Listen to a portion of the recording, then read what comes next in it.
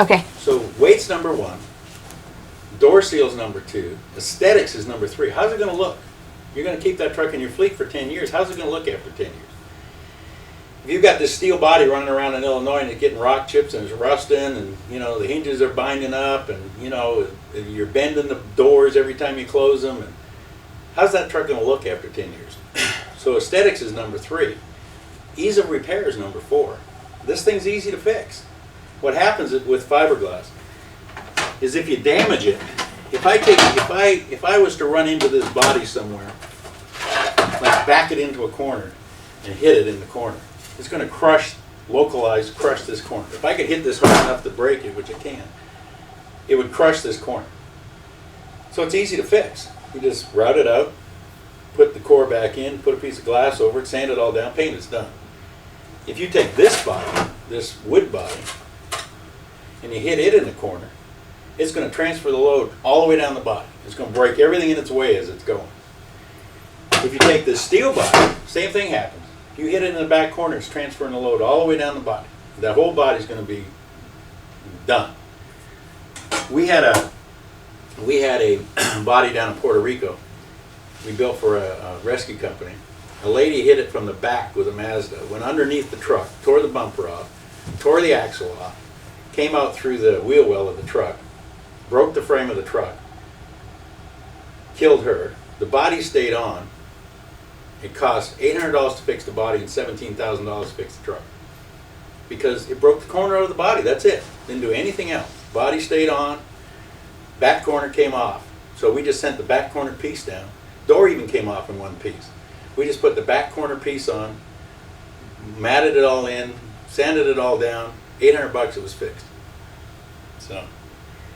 So ease of repair, you know, BC Hydro. And the customers say to you, well, you know, where are we going to get fixed? You know, it's fiberglass, where are we going to get fixed? Well, every truck and every car has composite on it these days. They got fiberglass hoods, they got, you know, it used to be just Corvette, now it's everybody. All the Freightliner hoods, all the Peterbilt hoods, everybody fixes fiberglass. Every body shop fixes fiberglass. And above that, every boat company fixes fiberglass. BC Hydro used to have all kinds of problems getting their steel bodies fixed because they were all over the province, everywhere. And okay, they damaged it, now where do we go to get it fixed? We got to drive it all the way over here, 200 miles, or all the way over there, 500 miles. Every little city's got a boat repair place in BC. There's lakes everywhere. So they can just drive it into a boat place and they'd fix it. So BC Hydro started buying our bodies in 1980 and has never bought anything else since. And the first body they bought in 1980 is still in service. It's, you know, it's pretty amazing. But anyway, longevity, ease of repair, those are all the reasons. Then rust. You know, the first thing your new customer says to you, well, we don't have any rust, so we don't need fiberglass. Well, rust is way down here. You know, all the other things is what makes you buy fiberglass. And I was telling you about longevity. The one major fleet account that we don't sell to in the United States is SBC, which is kind of strange since they're right here. But every time they buy up one of our customers, they switch them over to one of their little steel body suppliers. Meritech used to be one of our biggest customers over the years, and I started selling them bodies in the 80s. So we've had no success trying to get AT&T to talk with us. So finally we got one lady said, well, you know, we bought some of those fiberglass bodies back when, and the problem with those things is you can't fix them. And I said, what do you mean you can't fix them? And she said, well, we took one of our trucks into steel weld and we asked them to repair it and refurbish it, and they said they couldn't do that because they couldn't get parts anymore. And I said, well, why would you take it to a steel body manufacturer to fix a fiberglass body? She said, well, we'll send it to you. And I said, okay. So they sent us the body, and I told her to drop it up in Indiana. I went up last week to look at it. This truck, I got pictures of it. This truck is 17 years old. It's been in service for 17 years. And I inspected this truck myself on Monday. It's never had a hinge replaced. It's never had the rubber replaced. It's never had a light replaced. It's never had a repair job done on it. It's never been painted. And it's 17 years old, and that's what it looks like. And that's the one they picked up and sold to me, sent to us and told me they couldn't remount it. That's 17 years old. And that was in Illinois, in the highest rust corrosion area. And I could take that body off that truck, power wash it, and buff it, and put it right back on again. The understructure is perfect. The fiberglass is perfect. The rubber is the original rubber, and it's perfect. All the hinges are the original hinges. And I could take a door off of it, not our LS body, but our old 60 body. I could take a door off that 60 body and put it right on that one.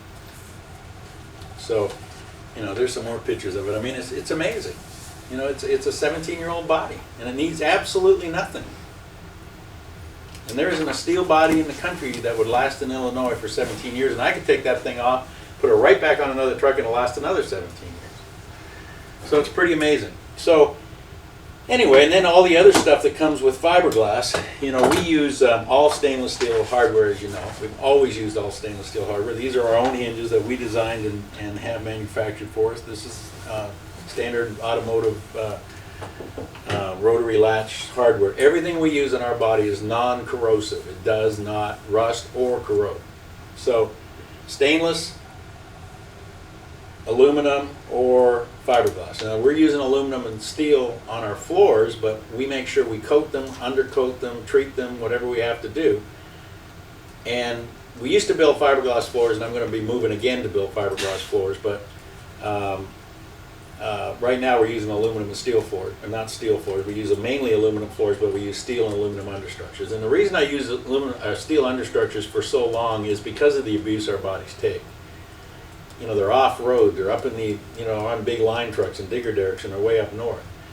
So I use steel understructure. I put a little extra weight in it in the steel understructure because of the structure that's attached to the truck. We actually put a heavier understructure in ours, or a stronger, I shouldn't say heavier. We put a stronger understructure in ours than the steel people do. So we have real, that's why we don't say our body's 50% lighter than steel, even though the packs are 50% lighter. The floor is not. You know, if you build a steel floor with a steel understructure, obviously it's not. So if you take the packs and the floor and add them together, that's why we always say 30 to 40% lighter than steel rather than